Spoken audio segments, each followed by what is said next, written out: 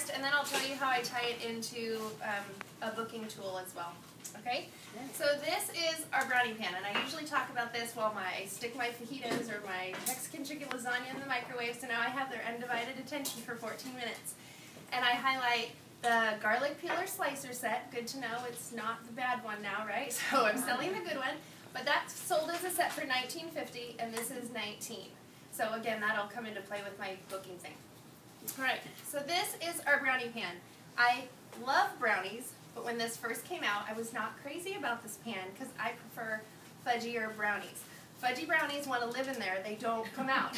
And so how can you sell a pan that you're like, well, it doesn't really work for me?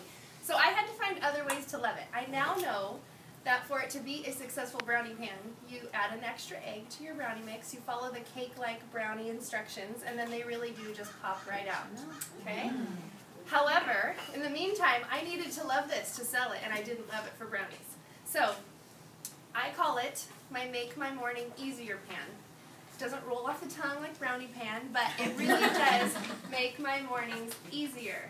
I figured out that if I take 8 eggs in my batter bowl, add half a cup of milk, whip it up with my stainless whisk. Only the stainless whisk, right? Any other whisk, well, they won't taste the same. Yeah. Okay, so mix it all up, pour it into the wells. I use my large metal scoop. Doing it here in the condo with a wooden spoon was not a happy experience. So bring your metal scoop wherever you go. Okay, so the large metal scoop, if there's any left in the batter bowl, I just kind of add it wherever I want it. So it's about half full. I grate my cheese and chop up my ham and sprinkle it into each well. Again, it's only 8 eggs, but I'm going to have 12 egg squares. My oven is set to 375, and it goes in the oven for 15 to 18 minutes. Every oven is different, but you can tell when eggs are done. If they still jiggle around, then leave them in there. If they look nice and dry, or done, then you're ready to go. So I pull it out, I let it cool just a little bit. I take my citrus peeler and loosen the edges only a little bit. Like, I don't want anything to scrape the pan. If your oven is too hot, then they tend to bake on. I learned that the hard way this morning because I had 2 brownie pans in at the same time, and I've never done that. So the one that was on the bottom, they didn't want to come out. I had to kind of convince them they wanted to come out. And I used a plastic fork. Okay, so again, travel with your citrus peeler. You just never need to get it everywhere. Okay. So I loosen the edges, and I put my cutting board or my cooling rack on top and invert it, and out come my 12 egg squares. And it's the Make My Morning Easier pan because I have 4 kids that I'm getting ready for school in the morning, and I am not going to take the time to get out my 8-inch saute pan and make myself an egg. That's just not the reality of my house and my morning. So I'm quickly getting them fed, I'm packing their lunches, and I'm running out the door grabbing whatever's in a wrapper, the leftover oatmeal cookie or the Nutri-Grain bar or whatever, and I'm eating while I drive. Well, now I have 12 individual egg squares waiting to be an egg sandwich that live in an airtight container in my refrigerator. So every morning I can take out 1 egg square, microwave it for 20 seconds while my English muffin toasts itself. I'm still packing lunches, I'm still, get your shoes on, you know, right? And then I can assemble my sandwich, wrap it in a paper towel, and I'm still eating it while I'm driving, but I'm eating an egg sandwich, not an oatmeal cookie, right? The other way that this makes my husband's morning easier is I will do meatloaf squares in here. So mix up your meatloaf with the seasoning packet or however you make your meatloaf, just like you would a whole loaf.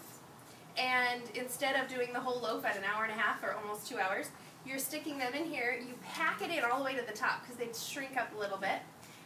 But then you keep individual meatloaf squares in your refrigerator in an airtight container. And then in the morning you have your leftover rice, your leftover potatoes, or just a meatloaf sandwich.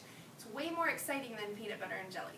And my husband goes to work far earlier than I'm willing to get up and make his lunch, so he's able to grab something a little more exciting than fast food or PB&J. How long do you cook it? 375. The meatloaf is 375, also 15 to 18 minutes. You can tell by looking at it if it's done. When I am at my shows, during my show, while I'm doing whatever amazing dish is going to come out of the deep cover baker, I pass around my collapsible bowl and 1 die. And I pass it around and I tell them to roll, and we're going to see who gets the best number, but I don't tell them what number we're looking for. They roll it and they write their 4 or their 2 or whatever they roll on the top of their order form and circle it. And then I'll tell you what that number means later. So they forget about it, and now our stuff is cooking, and I've just demonstrated the garlic peeler slicer and tell them that that's $19.50, because I feel like if there's a gadget person in the room, they're going to buy that. Or if they have a gadget person on their Christmas list, they're going to buy 2. You know? So I love demonstrating that, and it's not always in my recipe. And then I talk about this. Well, everybody wants one of these now, because at least half the room lives that morning that I just had. It's a crazy morning. Who has time to get out the egg pan, let alone clean it, or whatever. So if your eggs are already made in your refrigerator, you're more likely to eat healthy. Then I say, again, this is only if by the 15th of the month, my following month is not where I want it to be with bookings. Then I will offer the number deal. And so I will say, how many of you rolled a 1? They think a 6 is the best number. Right.